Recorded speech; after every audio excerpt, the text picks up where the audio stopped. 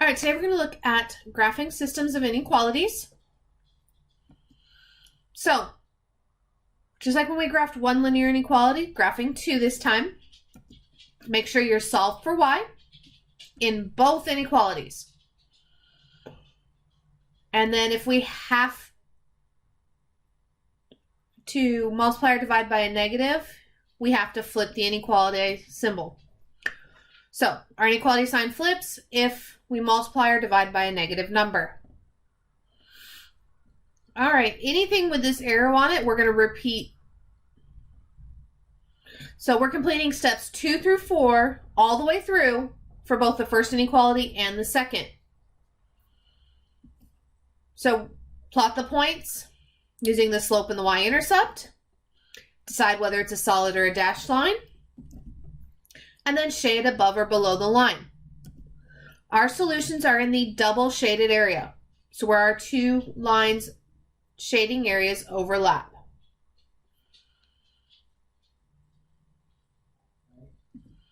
All right, so looking at this, we're going to make sure both are in slope-intercept form. Okay, the top one is, but the bottom one is not. So the first thing I'm going to do is subtract 3x on both sides, giving me 4y is less than or equal to negative 3x plus 12. Divide both sides by 4, and I get y is less than or equal to negative 3/4 x plus 3. Okay, so now we're going to graph the top and the bottom, and I'm going to graph these in two different colors. Okay, so I'm going to graph the top one in blue. So we're in the top one, my y-intercept is negative 5. So I put my first point on the y-axis at negative 5. And then I'm going to rise 2 and run 1.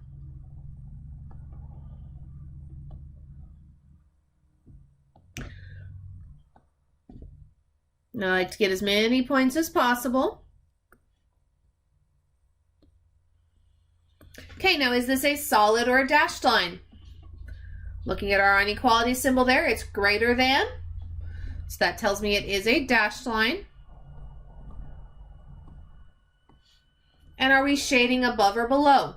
Greater than, so above.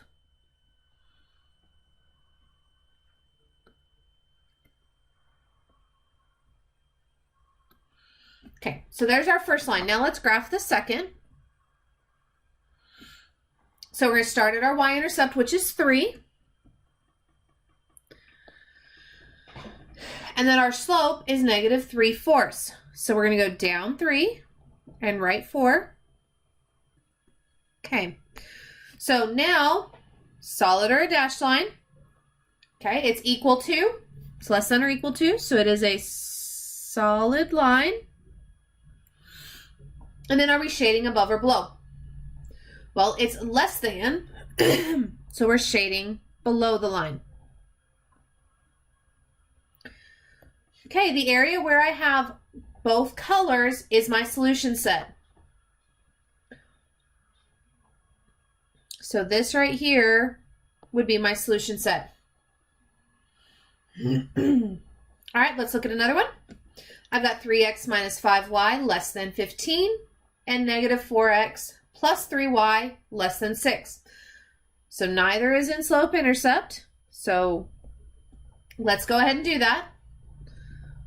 So we've got 3x minus 5y less than 15 minus 3x on both sides.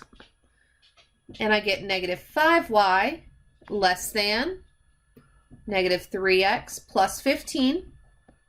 Divide everything by a negative 5. So I'm dividing by that negative, so my sign flips. Negative divided by negative is a positive, so I get 3/5 x minus 3. I'm going to go ahead and work the second one. So we've got negative 4x plus 3y less than 6. I'm going to add 4x to both sides. So I get 3y is less than 4x plus 6. Divide everything by 3. I get y is less than 4/3 x plus 2. All right, graphing both lines. So starting with the green one, my y-intercept is -3. And then I'm going to rise 3 and run 5.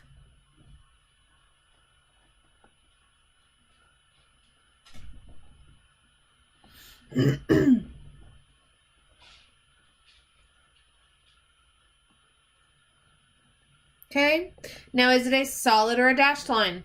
It's greater than, so it is a dashed line. And then my shading above or below? Greater than, shades above.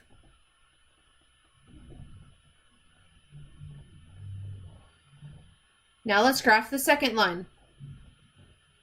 So my y-intercept is 2, so I'm going to start at 2 on the y-axis. Then I'm going to go up 4 and run 3. Okay, solid or a dashed line? It's less than, so it is a dashed line. And it's less than, so we're shading below.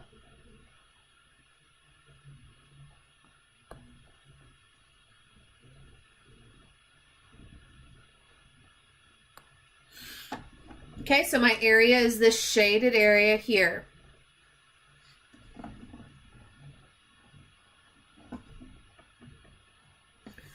All right, we'll look at a special case now. So I'm going to look at rearranging the second one. So we add 2x to both sides, and I get 3y is less than 2x minus 3. Divide everything by 3. And I get y is less than 2/3 x minus 1. Okay, graphing the top line.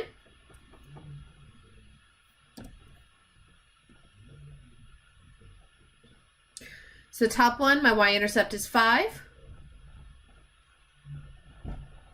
And then my slope is 2/3, so I'm going to go up 2 and write 3.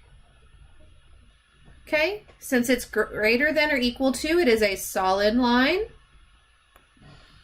And greater than, so we're shaded above.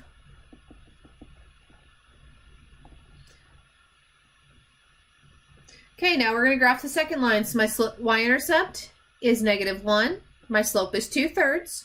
So up 2, run 3.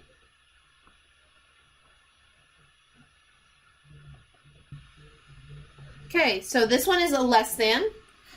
So it is a dashed line. And since it's less than, we're shading below. So where is my overlapping area in this one? There isn't an overlapping area. So this is what we don't have a solution.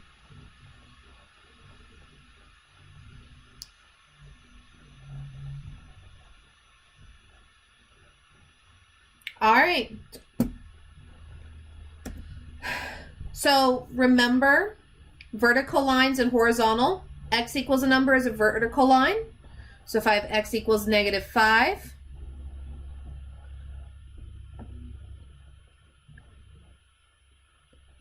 I'd have a vertical line there. Y equals a number is our horizontal line. So I would go for y equals 7.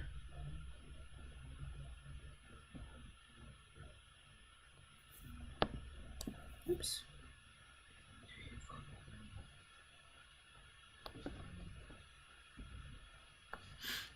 Now remember, with horizontal lines, less than is shaded to the left, greater than is shaded to the right. So if I have these two lines, y is greater than or equal to -2. So that means I go down to -2. It is a solid line since we're equal to.